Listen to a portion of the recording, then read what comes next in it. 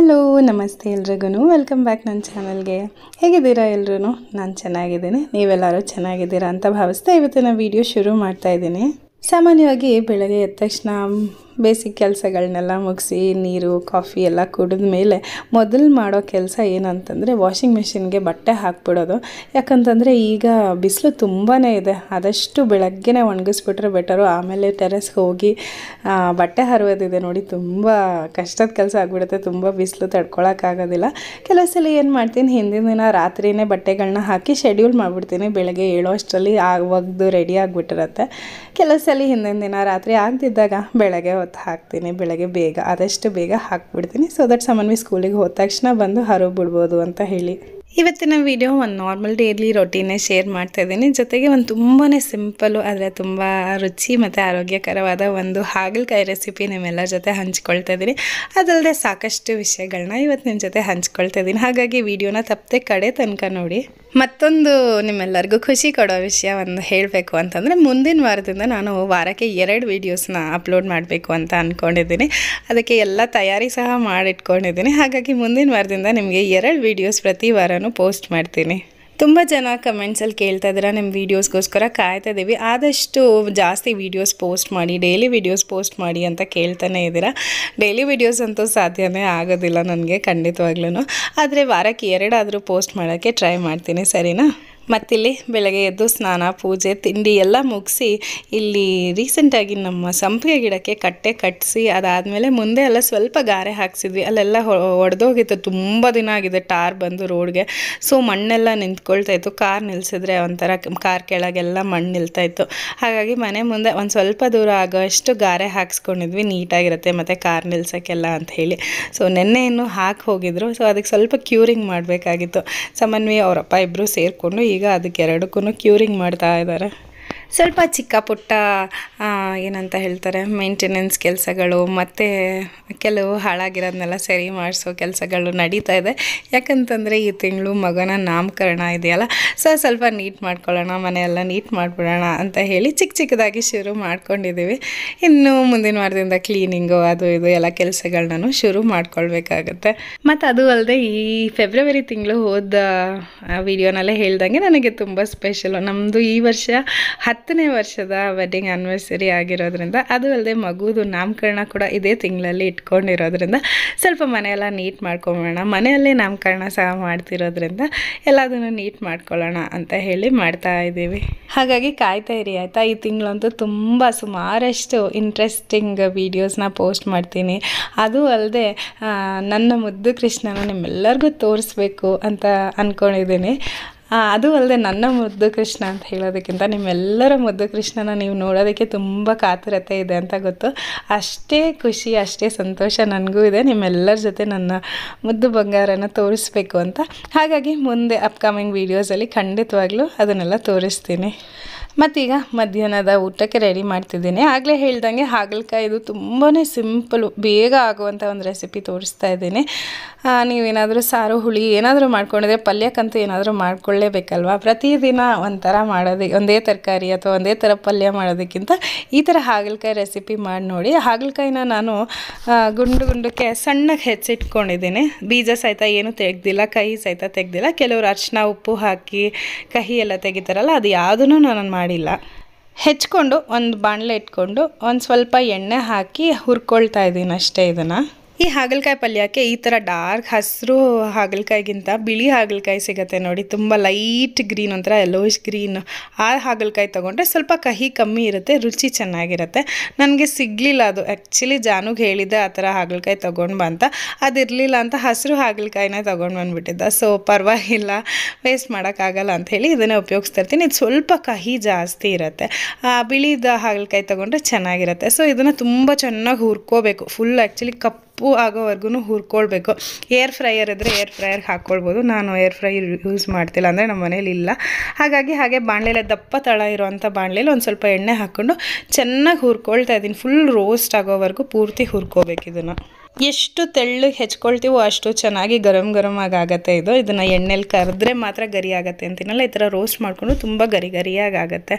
ಚೆನ್ನಾಗಿ ಎಲ್ಲ ಅದು ಬೆಂದಿದೆ, ಫ್ರೈ ಆಗಿದೆ ಅಂತ ಅಂದಾಗ ಇದಕ್ಕೆ ನಾವು 1-1.5 ಚಮಚದಷ್ಟು ಕಡಲೆ ಹಿಟ್ಟು ಬರುತ್ತಲ್ಲ, ಕಡಲೆ ಹಿಟ್ಟು ಒಂದು ಸ್ವಲ್ಪ ಮನೇಲೇ ಮಾಡಿದಂಥ ಸಾಂಬಾರು ಪುಡಿ ಏನಿರುತ್ತೆ ಅದನ್ನು ಹಾಕ್ಕೊಂಡು ಬೆಲ್ಲ ಹಾಕ್ಕೊಳ್ಬೇಕು. ಕಹಿ ಇರುತ್ತಲ್ಲ, ಕಹಿ ಹೊಡೆಯೋದಕ್ಕೆ ತುಂಬ ಕಹಿ ಇದ್ರೆ ಚೆನ್ನಾಗಿ ಅನಿಸಲ್ಲ ತಿನ್ನೋದಕ್ಕೆ. ಹಾಗಾಗಿ ಒಂದು 3-4 ಚಮಚದಷ್ಟು ಬೆಲ್ಲದ ಪುಡಿ ಇಷ್ಟನ್ನು ಹಾಕ್ಕೊಂಡು ಫ್ರೈ ಮಾಡ್ಕೊಳ್ಬೇಕು. ಬೆಲ್ಲ ಹಾಕ್ಕೊಂಡು ಇದ್ರ ಜೊತೆ ನಾವು ಮೊದಲಿಂದನೂ ಉಪ್ಪು ಹಾಕ್ಕೊಂಡಿರಲ್ವಲ್ಲ, ಉಪ್ಪನ್ನು ಹಾಕ್ಕೊಂಡು ಚೆನ್ನಾಗಿ ಹುರ್ಕೊಳ್ಬೇಕು. ಬೇಕಾದರೆ ಇದೆಲ್ಲ ಪುಡಿಗಳೆಲ್ಲ ಹಾಕಿದಾಗ ಗ್ಯಾಸ್ನ ಆಫ್ ಮಾಡಿಬಿಟ್ಟಿರಿ.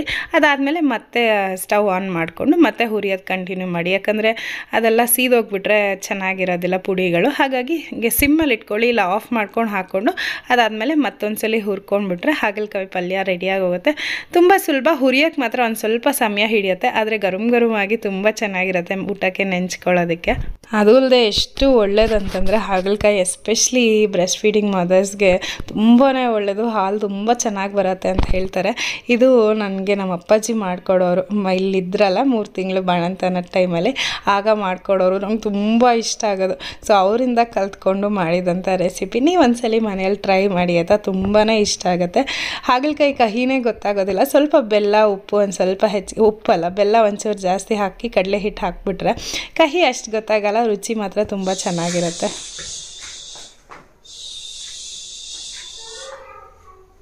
ಅತ್ತಿತ್ತ ನೋಡದಿರು, ಅತ್ತು ಹೊರಳಾಡದಿರು, ನಿದ್ದೆ ಬರುವಳು ಕತ್ತು ಮಲಗು ಮಗುವೆ ಜೋ ಜೋ ಜೋ ಜೋ,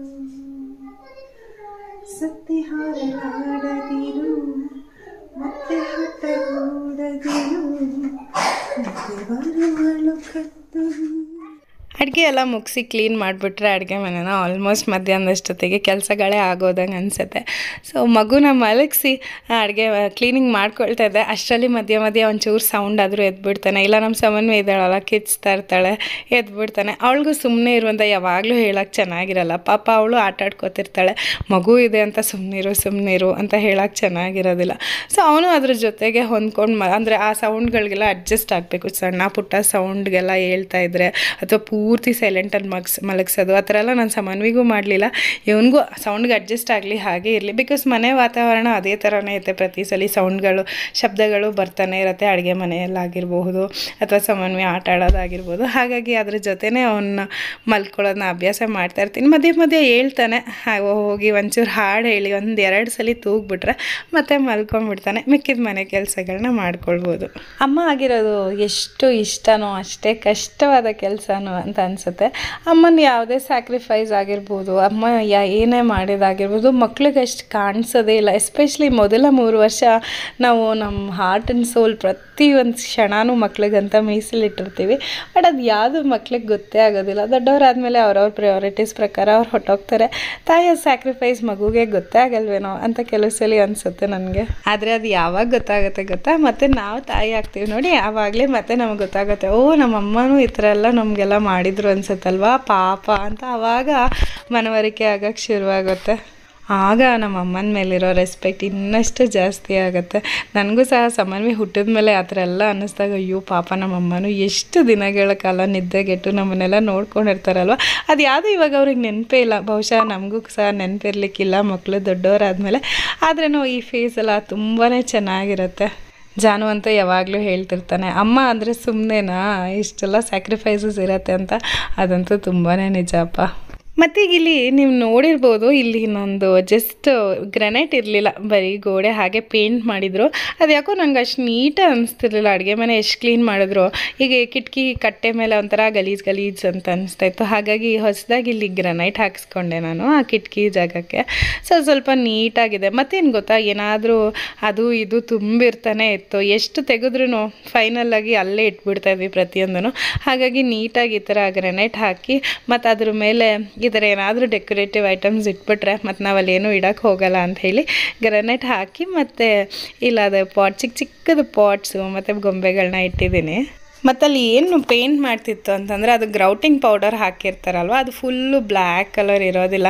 ಹಾಗಾಗಿ ಅದು ಈವನ್ ಆಗಿ ಕಾಣಲಿ ಅಂತ ಹೇಳಿ ಜಾನು ಏನು ಮಾಡಿದ್ದ, ಅದು ಅಲ್ಲದೆ ಚಿಕ್ಕ ಪುಟ್ಟ ಕೆಲಸ ಮತ್ತು ಪೇಂಟರ್ನೆಲ್ಲ ಏನು ಕರೆಯೋದು ಅಂತ ಹೇಳಿ ಜಾನುನೇ ಪುಟ್ಟದು ಬ್ಲ್ಯಾಕ್ ಪೇಂಟ್ ಡಬ್ಬ ತಂದು ಆಯಿಲ್ ಪೇಂಟ್ದು ಗ್ರೌಟಿಂಗ್ ಪೌಡ್ರ್ ಎಲ್ಲೆಲ್ಲ ಹಾಕಿದ್ರು. ಅಂದರೆ ಗ್ಯಾಪ್ಗಳೆಲ್ಲಿತ್ತು ಸಣ್ಣ ಸಣ್ಣ ಕಿಟಕಿ ಸರಳುಗಳ ಸಂದಿನಲ್ಲಿ ಅಲ್ಲೆಲ್ಲ ಬ್ಲ್ಯಾಕ್ ಪೇಂಟ್ ಹಚ್ಬಿಟ್ಟು ನೀಟಾಗಿ ಕಾಣ್ತಿದೆ. ಈಗ ಅಪ್ಪ ಸ್ಪೇಸ್ ಅಂತೂ ಕ್ಲೀನಾಗಿದೆ ಅನಿಸ್ತದೆ. ಅದು ಅಲ್ಲದೆ ಪುಟ್ಟು ಪುಟ್ಟು ಪಾಟ್ಸು ಮತ್ತು ಪುಟ್ಟು ಪುಟ್ಟು ಗೊಂಬೆಗಳನ್ನ ಇಟ್ಟಿರೋದು ಇನ್ನಷ್ಟು ನೀಟಾಗಿ ಕಾಣ್ತಿದೆ ಅಂತ ಅನ್ನಿಸ್ತಾ ಇದೆ. ಮತ್ತೊಂದೇನು ಗೊತ್ತಾ, ನಾವು ಹೆಣ್ಮಕ್ಳು ಎಸ್ಪೆಷಲಿ ಮ್ಯಾಕ್ಸಿಮಮ್ ಸಮಯ ಕಳೆಯೋದು ಅಡುಗೆ ಮನೇಲೇ. ಸೊ ಅಡುಗೆ ಮನೆ ಎಷ್ಟು ನೀಟಾಗಿ ಇಟ್ಕೊಳ್ತೀವೋ ಅಷ್ಟು ಚೆನ್ನಾಗಿ ಅನಿಸುತ್ತೆ. ಗಲೀಜಿದ್ರೆ ಅದೇ ಒಂಥರ ಇರಿಟೇಷನ್, ಟಾರ್ಚರ್ ಆಗಿಬಿಡುತ್ತೆ. ಅದು ಅಲ್ಲದೆ ಅಡುಗೆ ಮಾಡ್ಬೇಕಾದ್ರೆ ಅದೇ ಅಷ್ಟು ನೀಟಾಗಿ ಸುಂದರವಾಗಿದ್ದರೆ ಇನ್ನೂ ಅಡುಗೆ ಮಾಡೋದಕ್ಕೆ ಅಥವಾ ಇನ್ನಷ್ಟು ಕೆಲಸ ಮಾಡೋದಕ್ಕೆ ಇನ್ನಷ್ಟು ಹುಮ್ಮಸ್ಸು ಸಿಗುತ್ತೆ. ಇವತ್ತಿನ ವೀಡಿಯೋನಲ್ಲಿ ನಾನು ಆದಷ್ಟು ಬೆಳಗಿಂದ ರಾತ್ರಿವರೆಗೂ ಒಂದು ಚೂರು ಅಲ್ಲಷ್ಟು ಇಲ್ಲಿಷ್ಟು, ಬೆಳಗ್ಗೆದಷ್ಟು, ಮಧ್ಯಾಹ್ನದಷ್ಟು, ಸಂಜೆದಷ್ಟು ಅಂತ ಕವರ್ ಮಾಡ್ಕೊಂಡಿದ್ದೀನಿ. ಸೊ ಮಧ್ಯಾಹ್ನ ಊಟ ಆಗಿ ಮತ್ತು ಅದು ಕೆಲಸಗಳು ಪೇಂಟಿಂಗು ಅದು ಇದು ಕ್ಲೀನಿಂಗ್ ಎಲ್ಲ ಮುಗಿಸಿ ಅದಾದಮೇಲೆ ಮಗು ಬಟ್ಟೆಗಳನ್ನ ಹಾಕಿದ್ದೆ ಅಲ್ವಾ ಬೆಳಗ್ಗೆ, ಅದನ್ನೆಲ್ಲ ಮಾಡಿಸಿ ತೆಗೆದಿಟ್ಕೊಳ್ತಾ ಇದ್ದೀನಿ. ಏನೇನೋ ಅಂದ್ಕೊಂಡಿರ್ತೀನಿ ವಿಡಿಯೋ ಮಾಡಬೇಕು ಅಂತ, ಮಧ್ಯದಲ್ಲಿ ಸುಮಾರಷ್ಟು ಡಿಸ್ಟ್ರಾಕ್ಷನ್ ಬಂದು ಕೆಲವು ವಿಡಿಯೋ ಕ್ಲಿಪ್ಸ್ ಮಾಡ್ಕೊಳ್ಳೋದಕ್ಕೆ ಆಗಿರೋದಿಲ್ಲ. ಎಷ್ಟೋ ಆದಷ್ಟು ಮಾಡ್ಕೊಂಡಿರ್ತೀನಿ, ಅದನ್ನೇ ಒಂದು ಬ್ಯೂಟಿಫುಲ್ ವ್ಲಾಗ್ ಆಗಿ ನಿಮ್ಮ ಮುಂದೆ ಪ್ರೆಸೆಂಟ್ ಮಾಡೋದಕ್ಕೆ ಆದಷ್ಟು ಪ್ರಯತ್ನ ಮಾಡ್ತಾಯಿದ್ದೀನಿ. ನಿಮ್ಮೆಲ್ಲರಿಗೂ ಇಷ್ಟ ಆಗ್ತಿದೆ ಅಂತ ಅಂದ್ಕೊಳ್ತಾ ಇದ್ದೀನಿ. ಇಷ್ಟ ಆಗ್ತಿದೆ ಅಂತಲೇ ಅನಿಸ್ತಾ ಇದೆ, ಯಾಕಂತಂದರೆ ನಿಮ್ಮ ಕಮೆಂಟ್ಸ್ಗಳು ಓದಿದ್ರೆ ನಿಮಗೆಲ್ಲ ಇಷ್ಟ ಆಗಿದೆ ಅಂತ ಗೊತ್ತಾಗ್ತಿದೆ. ಸೊ ಐ ಹೋಪ್ ಇವತ್ತಿನ ವಿಡಿಯೋ ಕೂಡ ನಿಮ್ಗೆ ಇಷ್ಟ ಆಗಿದೆ ಅಂತ ಅಂದ್ಕೊಳ್ತೀನಿ. ಇವತ್ತಿನ ವಿಡಿಯೋನ ಇಲ್ಲೇ ಎಂಡ್ ಮಾಡ್ತಿದ್ದೀನಿ. ಇಷ್ಟ ಆಗಿದ್ರೆ ಇವತ್ತಿನ ವಿಡಿಯೋ ಲೈಕ್ ಮಾಡಿ ಮತ್ತು ಕಮೆಂಟ್ಸಲ್ಲಿ ತಿಳಿಸಿ ಆಯಿತಾ, ಹೇಗೆ ಅನಿಸ್ತು ವಿಡಿಯೋ ಅಂತ. ಸರಿ, ಮತ್ತೆ ಸಿಗ್ತೀನಿ ನಿಮ್ಮೆಲ್ಲರಿಗೂ ಮುಂದಿನ ವಿಡಿಯೋನಲ್ಲಿ. ಅಂಟಿಲ್ ದೆನ್ ಟೇಕ್ ಕೇರ್, ಬಾಯ್.